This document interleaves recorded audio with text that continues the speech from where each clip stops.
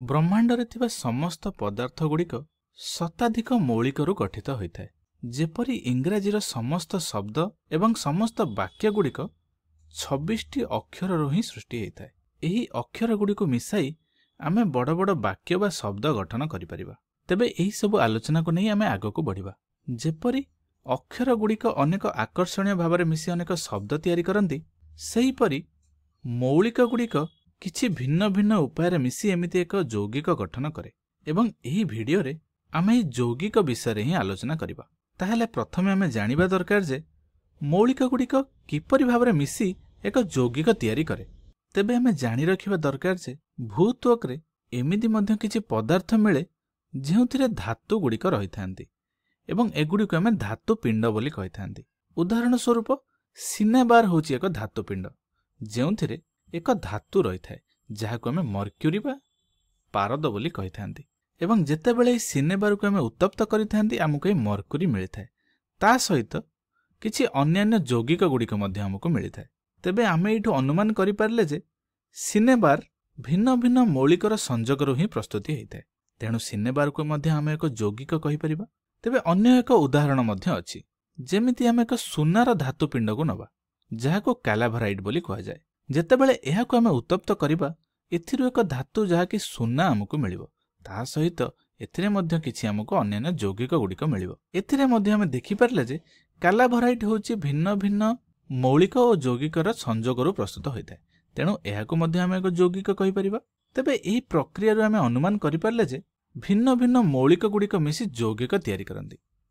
जेपरि कि सिनेबार रु मर्क्यूरी बा पारद सहित अन्यान्य यौगिक आमे पाइले, सेहीपरि कैलाभराइट रु सुना परि एक मौलिक एवं अन्यान्य यौगिक मध्य आमे पाइले। तेणु जेहेतु एही सिनेबार कैलाभराइट एगुड़िक यौगिक अटंती, सेही कारणरु आमे पीरियडिक टेबल रे एही यौगिक गुड़िकर कौनसी जगह अंतर्भुक्त करि नाहंती, कारण सेमाने एक मौलिक नहंती एवं एही उपादान गुड़िक भिन्न भिन्न मौलिक गुड़िकर मिश्रण ही सृष्टि होता है। किंतु वास्तव में मुझे पचारि यौगिक कौन ताले तुमे कौन कहबो? यौगिक को आमे एमिति कहि परिबा जे दुई किंबा अधिक मौलिकर रासायनिक संयोग द्वारा तैयारी हेतिबा एक पदार्थ को आमे यौगिक बोली कहि थांती।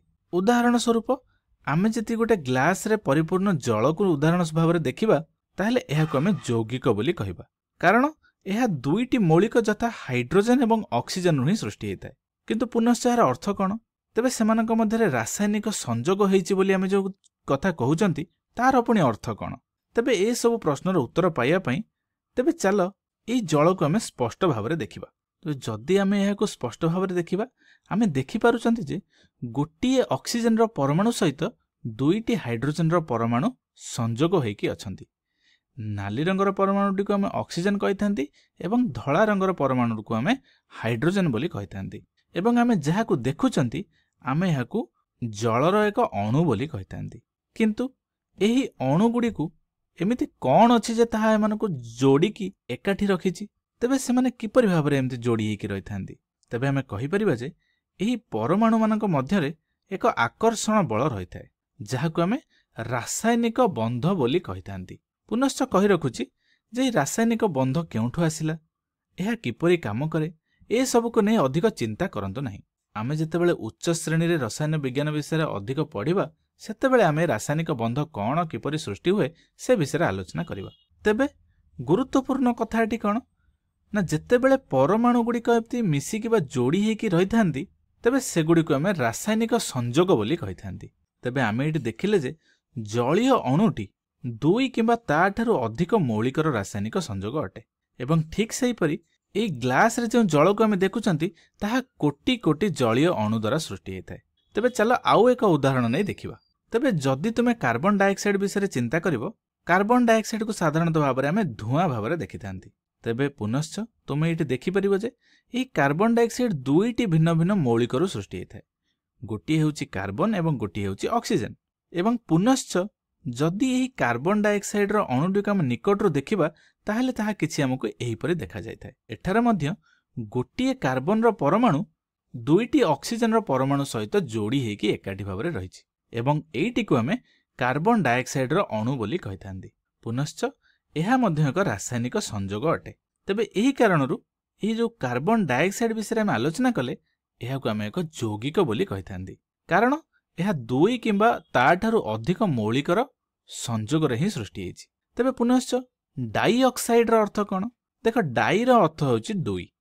ଏଇଠି ତୁମେ ଦେଖିପାରୁଛ କାର୍ବନ ସହିତ ଦୁଇଟି ଅକ୍ସିଜେନ୍ ଯୋଡ଼ି ହୋଇକି ରହିଛି, ତେଣୁ ଏହାକୁ ଆମେ କାର୍ବନ ଡାଇଅକ୍ସାଇଡ ବୋଲି କହିଥାନ୍ତି। ତେବେ ଠିକ୍ ଅଛି, ପରିଶେଷରେ ଆଉ ଏକ ଉଦାହରଣ ଆମେ ନେବା। ତେବେ ଯଦି ତୁମେ ଅକ୍ସିଜେନର ଏକ ଛୋଟ ଅଂଶକୁ ଦେଖିବ, ତାହେଲେ ତୁମକୁ ଏଇଠି ଡାହାଣ ପାର୍ଶ୍ୱରେ ଦିଆଯାଇଥିବା ନାଲି ରଙ୍ଗର ଅଂଶ ପରି ଦେଖାଯିବ। ତେବେ ଏଇଠି ତୁମେ ଲକ୍ଷ୍ୟ କରିପାରୁଥିବ, ଏଇଠି ଦୁଇଟି ଅକ୍ସିଜେନର ପରମାଣୁ ଗୁଡ଼ିକ ଏକାଠି ହୋଇ ଏକ ଅକ୍ସିଜେନର ଅଣୁ ତିଆରି କରିଛନ୍ତି। ତେବେ ତୁମେ କହିପାରିବ କି ଏହି ଅକ୍ସିଜେନର ଅଣୁ ଏକ ମୌଳିକ ନା ଯୌଗିକ? ତେବେ ମନେ ରଖ ଯେ ଏକ ଯୌଗିକ ତିଆରି ହେବା ପାଇଁ ଦୁଇ କିମ୍ବା ତାଠାରୁ ଅଧିକ ଭିନ୍ନ ଭିନ୍ନ ମୌଳିକର ଆବଶ୍ୟକ। କିନ୍ତୁ ଯଦି ଆମେ ଏଇଠି ଲକ୍ଷ୍ୟ କରିବା, ଅକ୍ସିଜେନର ଅଣୁରେ ଦୁଇଟି ସମାନ ପ୍ରକାରର ମୌଳିକ ଯୋଡ଼ି ହୋଇକି ରହିଛନ୍ତି, ତେଣୁ ଏହା ଏକ ଯୌଗିକ ନୁହେଁ। ଠିକ୍ ଅଛି, ବର୍ତ୍ତମାନ ଯେହେତୁ ଆମେ ବୁଝିଲେ ଯେ ଯୌଗିକ କ'ଣ, ତାହେଲେ ଏବେ ରାସାୟନିକ ସଂକେତ କିପରି ଲେଖାଯାଏ ସେ ବିଷୟରେ ଆଲୋଚନା କରିବା। ତେବେ ପୁନଶ୍ଚ ଆମେ ଜଳ ବିଷୟରେ ଆଲୋଚନା କରିବା। ଆମେ କ'ଣ ଦେଖିଲେ ନା ଗୋଟିଏ ଅକ୍ସିଜେନର ପରମାଣୁ ଦୁଇଟି ହାଇଡ୍ରୋଜେନର ପରମାଣୁ ସହିତ ଯୋଡ଼ି ହୋଇକି ଅଛି। ତେବେ ଜାଣି ରଖ ଯେ ଏହି ଅନୁପାତ ସବୁବେଳେ ସମାନ ହିଁ ରହିଥାଏ। ଗୋଟିଏ ଜଳର ଅଣୁରେ ସର୍ବଦା ଦୁଇଟି ହାଇଡ୍ରୋଜେନ ଗୋଟିଏ ଅକ୍ସିଜେନର ପରମାଣୁ ସହିତ ହିଁ ଯୋଡ଼ି ହୋଇକି ରହିଥାନ୍ତି। ଏବଂ ଏହିପରି ଆମେ ଏହାର ରାସାୟନିକ ସଂକେତକୁ H2O ବୋଲି ଲେଖିବା। ଏଇଠି ଯେଉଁ H ତଳେ 2କୁ ଦେଖୁଛ, ଏହାକୁ ଆମେ ସବସ୍କ୍ରିପ୍ଟ ବୋଲି କହିଥାନ୍ତି। ଏହାର ଅର୍ଥ ହେଉଛି ଯେ ଦୁଇଟି ହାଇଡ୍ରୋଜେନର ପରମାଣୁ ଯାହାକି ଗୋଟିଏ ଅକ୍ସିଜେନର ପରମାଣୁ ସହିତ ଯୋଡ଼ି ହୋଇକି ଅଛି। ଏବଂ ଆମେ ଏହାକୁ H2O2 ଲେଖିପାରିବା ନାହିଁ, କାରଣ ଆମ ପାଖରେ ଏଠି ଗୋଟିଏ ଅକ୍ସିଜେନ ଅଛି। ଯଦି ଆମେ H2O2 ଲେଖିବା, ତାହେଲେ ଏଟା ଦୁଇଟି ହାଇଡ୍ରୋଜେନ ଏବଂ ଦୁଇଟି ଅକ୍ସିଜେନକୁ ବୁଝାଏ, ଯାହାକି ସମ୍ପୂର୍ଣ୍ଣ ଭାବରେ ଭୁଲ।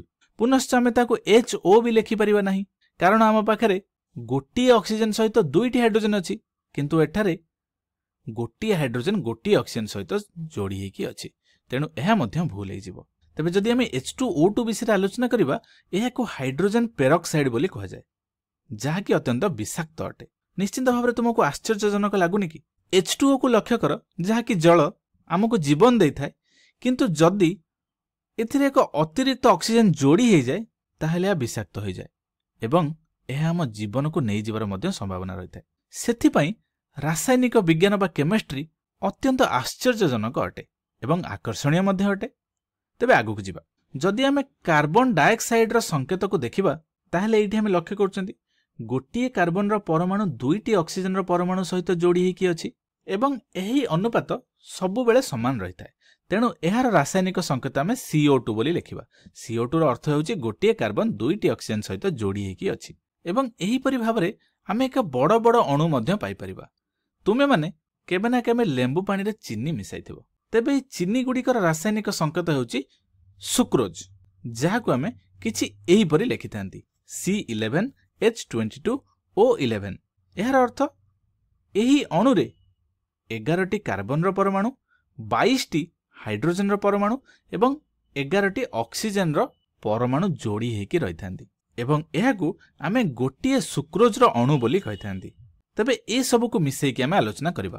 ତେବେ ବ୍ରହ୍ମାଣ୍ଡରେ ଥିବା ସମସ୍ତ ପଦାର୍ଥ ଶତାଧିକ ମୌଳିକ ଦ୍ୱାରା ନିର୍ମିତ ହୋଇଥାଏ ଏବଂ ଯେତେବେଳେ ଏହି ଭିନ୍ନ ଭିନ୍ନ ମୌଳିକ ଗୁଡ଼ିକ ମିଶି ଯାଇଥାନ୍ତି, ସେମାନଙ୍କୁ ଆମେ ଯୌଗିକ ବୋଲି କହିଥାନ୍ତି ଏବଂ ଏହି ଯୌଗିକମାନଙ୍କରେ ଥିବା ମୌଳିକମାନଙ୍କର ଅନୁପାତ ସବୁବେଳେ ସମାନ ଥାଏ ଏବଂ ଏହି ଅନୁପାତକୁ ଆମେ ରାସାୟନିକ ସଂକେତ ବୋଲି କହିଥାନ୍ତି ଏବଂ ଏହି ଯୌଗିକ ଗୁଡ଼ିକୁ ଆମେ ଅଣୁମାନଙ୍କ ପରି ଦର୍ଶାଇଥାନ୍ତି ଏବଂ ଏମାନେ ଗୋଟିଏ ଏକକ ପରି କାମ କରନ୍ତି। ତେବେ ଆଶା କରୁଛି ମୌଳିକ, ଯୌଗିକ ଏବଂ ରାସାୟନିକ ସଂକେତ କ'ଣ ଏ ବିଷୟରେ ଆମେ ଭଲସେ ବୁଝିପାରିଲେ।